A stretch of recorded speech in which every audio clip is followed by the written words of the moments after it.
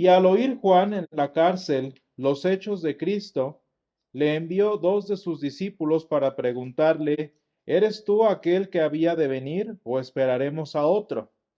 Respondiendo Jesús les dijo, id y haced saber a Juan las cosas que oís y veis, los ciegos ven, los cojos andan, los leprosos son limpiados, los sordos oyen, los muertos son resucitados, y a los pobres es anunciado el Evangelio. Y bienaventurado el que no halle tropiezo en mí. Mientras ellos se iban, comenzó Jesús a decir de Juan a la gente, ¿qué salisteis a ver al desierto? ¿Una caña sacudida por el viento? ¿O qué salisteis a ver? ¿A un hombre cubierto de vestiduras delicadas? He aquí los que llevan vestiduras delicadas en las casas de los reyes están. ¿Pero qué salisteis a ver? ¿A un profeta? Sí, os digo, y más que profeta, porque este es de quien está escrito, he aquí yo envío mi mensajero delante de tu faz, el cual preparará tu camino delante de ti. De cierto os digo, entre los que nacen de mujer, no se ha levantado otro mayor que Juan el Bautista, pero el más pequeño en el reino de los cielos, mayor es que él. Desde los días de Juan el Bautista hasta ahora el reino de los cielos sufre violencia y los violentos lo arrebatan, porque todos los profetas y la ley profetizaron hasta Juan. Y si queréis recibirlo, él es aquel Elías que había de venir. El que tiene oídos para oír, oiga. Señor, esta es tu palabra y tu palabra es verdad. Santifícanos en tu verdad, te lo pedimos. Amén. Hermanos, qué importantes son las preguntas en la formación de todo estudiante. Y esto, bueno, lo digo de experiencia tanto en ambos lados del juego, como alumno y como docente. Las preguntas son necesarias, hermanos, y hasta cierto punto indispensables para la formación del, del alumno, del estudiante. Y para lo que nos interesa en este día, hermanos, también para la formación del cristiano. Muy importantes, hermanos, son para la formación espiritual de cada uno de nosotros. Curiosamente, hermanos, en nuestra cultura cristiana moderna, de los últimos siglos, de los últimos años en particular, preguntar, cuestionar, ha sido bastante mal visto entre nuestras congregaciones, entre los movimientos de piedad que surgieron en el siglo XX, porque hermanos, muchas veces entendemos a las preguntas como sinónimos de rebelión, como sinónimos de duda, de incredulidad. Y hermanos, hasta hace buen tiempo la iglesia empezó a darse cuenta de lo desafortunado y de lo triste que es negar en el contexto de la iglesia las preguntas. Y hermanos, tan acostumbrados estamos a pensar mal de las preguntas y de los cuestionamientos en la boca del cristiano, que queremos negar una necesidad muy humana, una necesidad muy natural a nuestra condición, que es preguntar e indagar el porqué de nuestras situaciones. Y es que, hermanos, a pesar de la iglesia y de lo que hemos aprendido desde siempre, en la condición del cristiano muchas son las circunstancias, situaciones externas o personales que tarde o temprano llevan a que el cristiano cuestione al Señor. Y hermanos, pues negarlo lo único que hace, en lugar de promover la piedad, lo único que logra es alejar a la persona del Señor. Y hermanos, le hemos tenido tanto miedo a cuestionar a nuestro Dios que queremos aparentar que no hay razón de cuestionarlo, que no hay razón de preguntar por qué el Señor hace las cosas. Y lo más triste, hermanos, es que evitando cuestionar, lo que estamos haciendo es llevar una vida cristiana que no es natural. Queremos llevar una vida de perfección como si ser cristiano significara ser perfecto.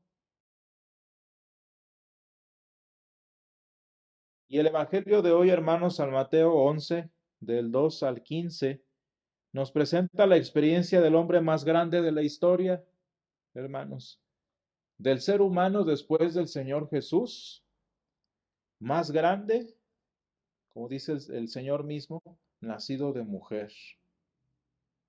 El último de los profetas, el último de las voces del Antiguo Testamento, hermanos, que vino a preparar el camino del Señor. Y que a pesar de todo lo que fue, de todo lo que el Señor mismo dice que fue, se enfrentó a lo peor de su necesidad y de su condición humana. Hermanos, solo hay dos individuos en la historia bíblica a quien el Señor alaba entre los hombres, y uno fue Job y otro fue San Juan Bautista.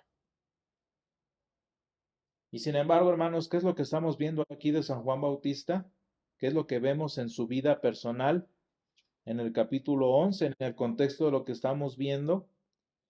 Pues hermanos, la historia nos dice que San Juan estaba en prisión. ¿En prisión por qué? Pues bueno, pues por predicar la palabra de Dios, por predicar la voluntad de nuestro Dios a Herodes, por hacer lo que como cualquier profeta debía hacer, predicar la voluntad del Señor y reprender la iniquidad. Eso estaba haciendo San Juan y eso lo llevó a estar en prisión. Fíjense, hermanos, estamos viendo el sufrimiento de un justo, y no nada más de un justo normal, sino del justo más grande de la historia. Y hermanos, ya en la persona de San Juan, ¿qué tanto no habría vivido? ¿Qué tanto no habría pasado en estos años que llevó en prisión? Como para que ni su relación personal con Jesús, su primo, ni su ministerio mismo, hermanos, como el precursor, lo hayan librado de cuestionar al Señor. Hermanos, yo creo que después de la Madre del Señor, el único que tenía más cierto quién era nuestro Salvador era San Juan Bautista. ¿No fue su ministerio ese específicamente? El hacer que las personas que no conocían a Jesús conocieran quién específicamente era el Señor. Y hermanos, ¿en cuántas ocasiones no San Juan identificó a Jesús? Vaya, con tan solo verlo venir, dijo San Juan, he aquí el Cordero de Dios que quita el pecado del mundo. Hermano, San Juan era un creyente completo. Les digo, solo la mamá del Señor posiblemente estaba más cierta de esto. Y sin embargo, hermanos, ¿qué pasó en la vida de San Juan? ¿Cuánto debió sufrir San Juan como para que cuestionara al Señor sobre su identidad? ¿Qué mandó preguntarle al Señor a través de sus discípulos? Pues porque él está en la cárcel. Dice, ¿eres tú aquel que había de venir o esperaremos a otro?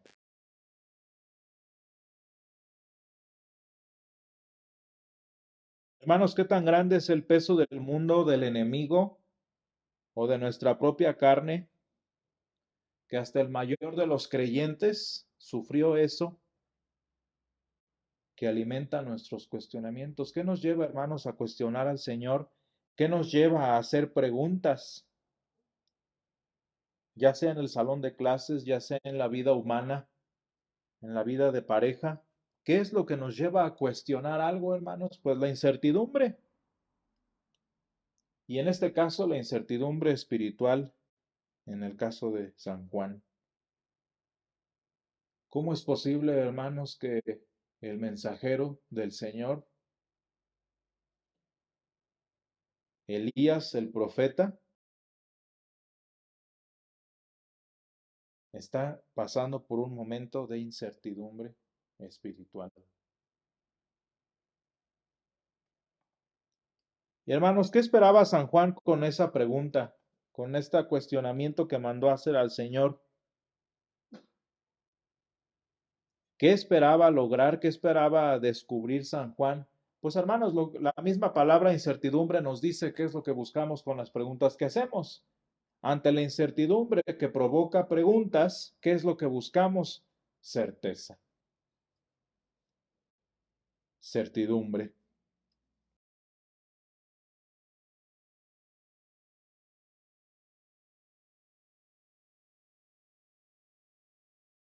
Y hermanos, nosotros como cristianos, porque no estamos hablando de cualquier hombre que cuestiona a Dios, estamos hablando de un creyente. Es interesante descubrir que la razón por la que vivimos, por la que lo que vivimos, lo que nos aqueja, lo que nos persigue, provoca incertidumbre, es porque a pesar de que somos cristianos, a pesar de que somos creyentes, a pesar de que somos capaces de señalar y de apuntar hacia donde está el Cordero de Dios que quita el pecado del mundo, como seres humanos, hermanos, estamos muy acostumbrados a que nuestra certeza venga de lo que vemos, sentimos o creemos. Y hermanos, a pesar de que fuera el más grande de la historia, el hombre más grande que ha vivido en esta tierra, seguía siendo hombre. Y lo mismo sucedió con la madre del Señor.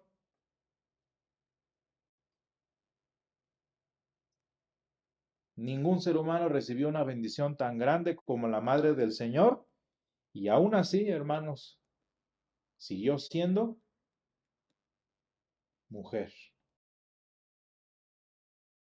Hermanos, en la vida del cristiano, sí, somos cristianos, conocemos mucho de todo, podemos predicar de todo, pero estamos muy acostumbrados, nuestra carne nos lo exige, que nuestra certeza venga de lo que veo, de lo que siento o de lo que creo. Vean cómo Satanás, hermanos, disfraza a muchas iglesias, disfraza a muchos movimientos, disfraza a muchas ideologías de esta manera y te enseña lo que quieres ver. Te hace sentir lo que quieres sentir o te hace creer lo que quieres creer. Y hermanos, mientras el ministerio, la ideología, el movimiento te enseñe lo que quieres ver, lo que quieres sentir o lo que quieres creer, mucho más fácil lo vas a seguir. Hermanos, esta es la ideología demoníaca del humanismo, que tristemente es el corazón de la filosofía en Occidente. Este humanismo, que como el nombre mismo lo dice, centra el mejoramiento de la persona, centra la solución que necesitamos en aquello que te hace sentir mejor, en aquello que te parece más atractivo, en aquello que te hace sentir más feliz, más contento, en aquello que te hace creer lo que tú quieres creer y así te tiene bien confundido. Ese es el humanismo, hermanos. Esa es la ideología de Satanás. Que bien que encaja con nuestra humanidad.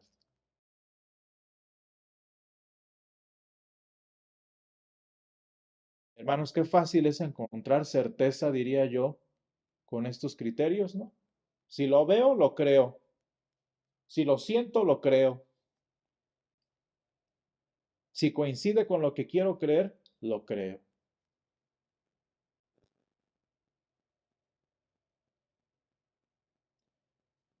Hermanos, y no solo eso, no solo buscamos certeza, sino que le decimos certeza, como acabo de decir, le decimos certeza a lo que queremos ver, sentir y creer. Y si es lo que quiero ver, lo que quiero sentir y lo que quiero creer, es cierto.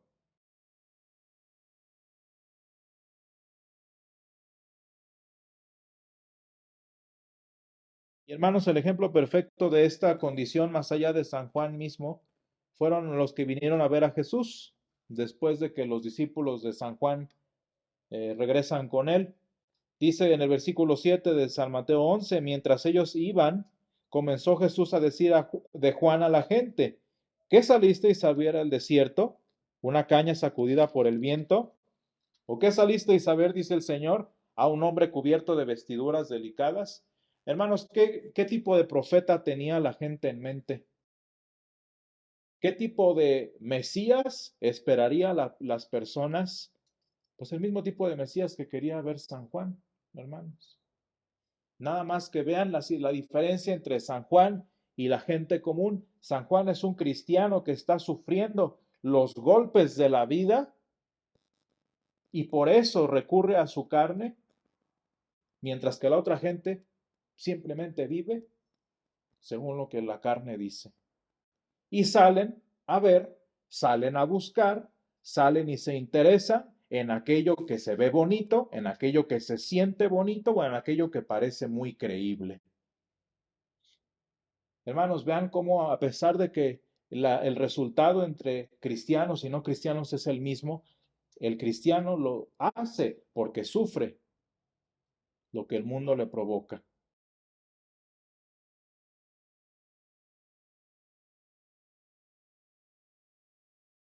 Como aquellos que buscaban a un profeta cubierto de vestiduras delicadas, nuestra seguridad humana, hermanos, y tristemente hasta nuestra fe muchas veces dependen de lo que creemos que debe ser, como se debe ver y cuando debe ser. Y si no es como quiero que se vea, como quiero que se sienta y como creo que debe ser, no lo acepto y no me es certeza.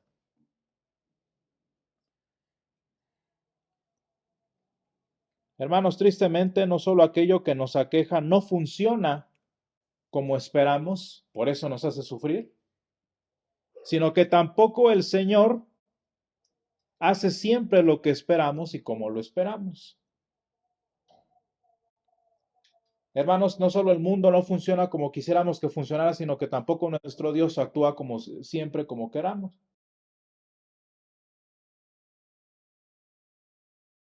Fíjense, hermanos, qué curioso en el caso de San Juan Bautista, el Señor estaba haciendo todo lo que siempre había prometido la Escritura que un profeta haría.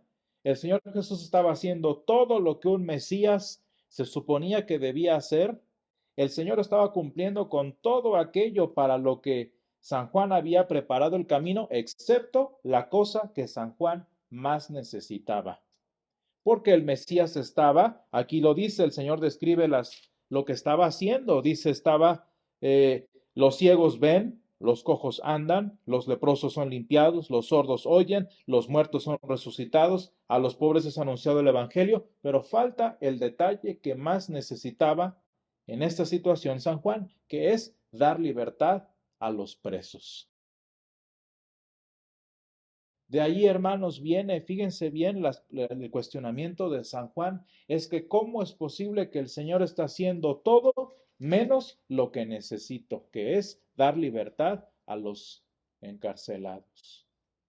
Hermanos, vean, pónganse en la situación de San Juan. Dios está haciendo todo excepto lo que necesito, que es que me saque de prisión.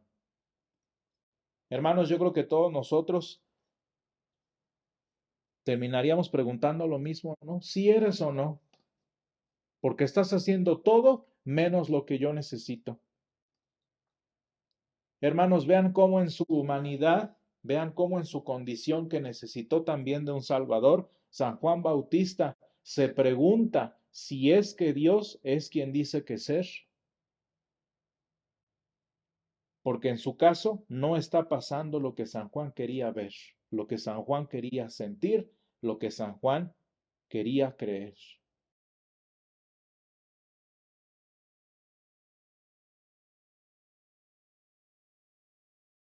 Pero hermanos, el Evangelio nos muestra la misericordia del Señor para San Juan y para nosotros en la respuesta de Jesús.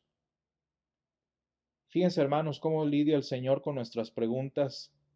El Señor no reprendió a San Juan por cuestionarlo.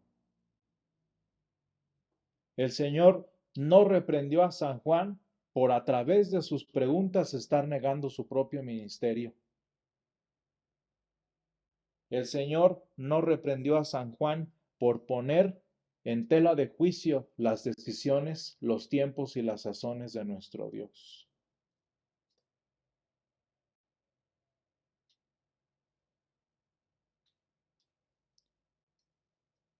Y no nada más esto, hermanos, sino que el Señor le respondió a San Juan con la única forma de respuesta que le iba a dar certeza verdadera, más allá de lo que en ese momento, en esa situación, San Juan creía que era lo que necesitaba.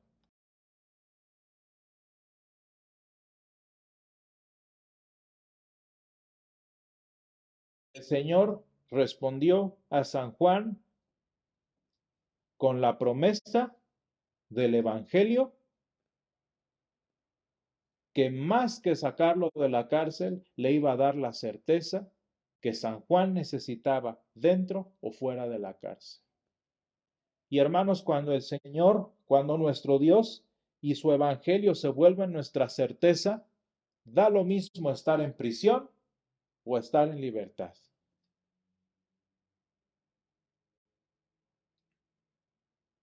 ¿De dónde viene la certeza del cristiano, hermanos, ante la incertidumbre de la vida? ¿De dónde viene tu certeza ante lo que vivimos en nuestra condición humana? Pues hermanos, no viene de las respuestas que pueden o no ser lo que esperábamos. Hay veces que ni vienen. Qué triste, hermanos, es la condición del cristiano que basa su certeza espiritual en lo que el Señor le responde como quiere, cuando quiere y donde lo quiere. Porque en el momento, hermanos, en el que el Señor se sale de su control y el Señor hace su voluntad y no la nuestra, ¿qué hago con el Señor? Qué triste, hermanos, la condición del cristiano que basa su certeza en lo que ve, siente o cree.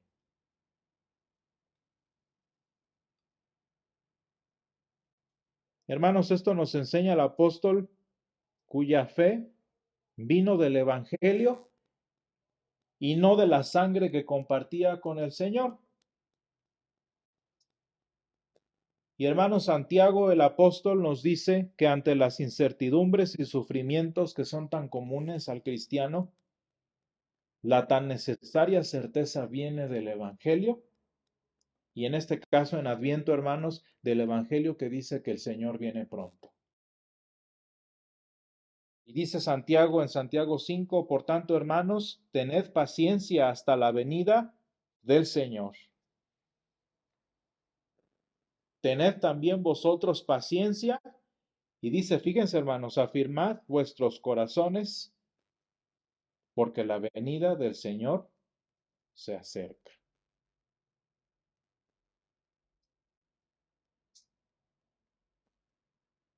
Hermanos, qué importante es basar la certeza cristiana en el Evangelio de Dios y no en lo que vivimos, no en lo que vemos, no en lo que sentimos, no en lo que creemos.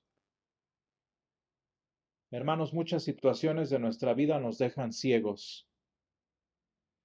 Muchas situaciones de nuestra vida nos dejan insensibles. Muchas de situaciones de nuestra vida tristemente nos dejan incrédulos.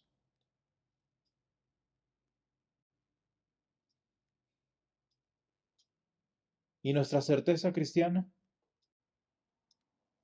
Hermanos, tristemente, y ustedes lo pueden ver, qué triste es ver cómo una persona sin el Señor reacciona ante la aflicción. Qué triste es ver una persona que sin el Señor tiene que afrontar al mundo que de por sí cristianos y no cristianos se enfrentan y enfrentarlo solo.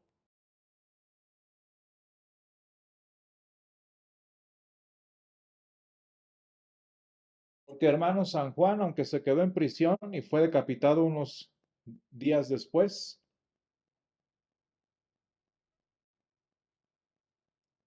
pues recibió la promesa del Señor y vivió lo mismo que muchos viven, pero fue salvo. Hermanos, platicaban una historia de uno de los tantos cristianos que murieron en el Titanic. Y era un predicador que estaba en un bote porque llevaba a su hija, eran nada más los dos, e iba en un bote mientras veía cómo las personas, miles de personas morían en el mar. Y dice en un momento que dice la historia de este hombre que le dio un beso a su hija y la dejó en el barco y dijo, hija, voy a predicar al Señor. Y brincó del bote y empezó a predicarle a las personas que se ahogaban y les decía, necesitan a Jesús, sean salvos. Y uno de los tantos hombres que se ahogaban enfrente de él escuchó la palabra de Dios. Y este hombre se quitó su chaleco y se lo puso. Su chaleco salvavidas y se lo puso al otro que no tenía y se estaba ahogando. Le dijo, tenga, yo ya no lo necesito, yo no voy para abajo, yo voy para arriba con mi Salvador. Y el hombre por el que conocemos esta historia se salvó. Fue aquel hombre que se estaba ahogando y que escuchó la palabra de este predicador. Y dice este hombre en su testimonio, ese día yo fui salvo 2 veces, porque por ese chaleco resistí más y me salvaron, y porque fui salvo por el evangelio que ese hombre también me dio. Hermanos, qué importante es la certeza que estando en un bote estoy cierto, que estando en el mar enfrentando la muerte estoy cierto. Y hermanos, qué bonito el mensaje de la vida de San Juan, que estando en prisión encontró la certeza que necesitaba y aún muriendo, murió en certeza. Hermanos, los cristianos vivimos muchas cosas. Los cristianos vivimos muchas situaciones iguales o dentro de poco van a ser peores que las del mundo. La diferencia, hermanos, es que los cristianos sufrimos con certeza. La diferencia, hermanos, es que los cristianos lloramos con certeza. Nos lamentamos con certeza porque la venida del Señor está cerca, hermanos. ¿Qué es lo que puede afirmar mi fe? ¿Qué es lo que puede afirmar mis pies, como dice Santiago? La promesa del Evangelio de que el Señor está cerca. Y hermanos, sin importar lo que vivamos, sin importar lo que enfrentamos en este momento, en esta situación, por este motivo, por esta causa, el Señor está cerca y esa es nuestra certeza mientras caminamos en esta tierra. Gracias, Señor, te damos porque tú eres bueno y para siempre es tu misericordia. Y te damos gracias, Señor, por esta certeza del Evangelio que tú le diste a Job, que tú le diste, Señor, a San Juan, que tú le diste a Santiago, Señor, y que le has dado a tantos cristianos, Señor, que han sufrido, que han padecido, que han muerto, Señor, en la certeza de tu palabra. Y gracias te damos, Padre, porque sin importar lo que vivamos, lo que suframos, lo que enfrentamos, Señor, nosotros sabemos, Padre, que el Señor está cerca. Y te damos gracias, Padre, porque a pesar de nuestra necesidad y nuestra condición, tú, Señor, darás respuesta a cada una de nuestras aflicciones, Señor. Y te damos gracias, Padre, porque a pesar de que nos llamas, Señor, a no creer en lo que vemos, sentimos o creemos, tú, Señor, un día vendrás en gloria para que te veamos con nuestros ojos, Señor, para que te sintamos con nuestros corazones, Señor, y podamos comprobar, Señor, lo que por ahora es fe y que entonces será visión. Señor, sé con nosotros, ayúdanos a esperar con paciencia, como dice Santiago, y ayúdanos, Señor, a tener certeza en tu palabra. Te lo pedimos, Señor, en el nombre de Jesús. Amén.